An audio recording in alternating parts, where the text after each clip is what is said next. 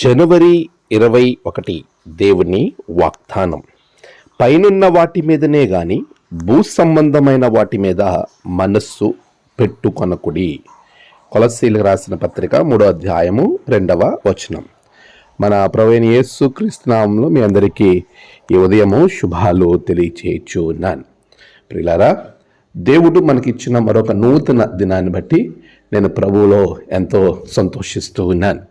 మీరందరూ క్షేమంగా ఉన్నారని నేను నమ్ముచున్నాను, విశ్వసిస్తూ ఉన్నాను. దేవుడు మనకిచ్చిన ఈ మంచి సమయాన్ని బట్టి ప్రభువులో మనమందరం కూడా దేవునికి కృతజ్ఞతాస్తుతులు చెల్లించబద్దులమే ఉన్నాం. ప్రభు చెప్తున్న మాట, మీరు పైనున్న వాటిని వెతకండి, వాటి మీదే మీ మనస్సును ఉంచండి. దేవుని బిడలగా దైవ సంబంధమైన కార్యాలయందు మన మనస్సును నిమగ్నం చేసుకోవాలి. ప్రభు చెప్తున్నాడు, నీ మనస్సు ఎటు వెళ్తుంది? నీ మనస్సు మారి రూపాంతరం చెందు అంటున్నాడు. ఇక్కడ మనస్సు అనేది చాలా ప్రాముఖ్యమైనది. మన మనస్సు ఎటు తిరుగుతూ ఉంది, ఎటువైపు పరిగెడుతూ ఉంది? దేవుని యొక్క బిడలగా, ఒక క్రైస్తవుడిగా నీ మనసు పలు విధాలుగా పరిగెడుతుందేమో ఒక్కసారి నీవు పరిశీలన చేసుకో. దేవుని వాగ్దానాలను పొందుకోవాలని అంటే ఆయన మనస్సు కలిగి ఉండాలి. ఆయన వాగ్దానాలు ఆయన మనస్సు కలిగి ఉన్నవారు మాత్రమే సంపాదించుకోగలుగుతారు. అందుకే ప్రభు చెప్తున్నాడు, మీరు క్రీస్తుతో కూడా లేపబడిన వారైతే, ఆ అనుభవం కనుక మీకు ఉన్నట్లయితే మీరు పైనున్న వాటిని వెతకండి, భూ సంబంధమైన వాటి జోలికి పోకండి, వాటి మీద మీ మనస్సును పెట్టుకొనకడి.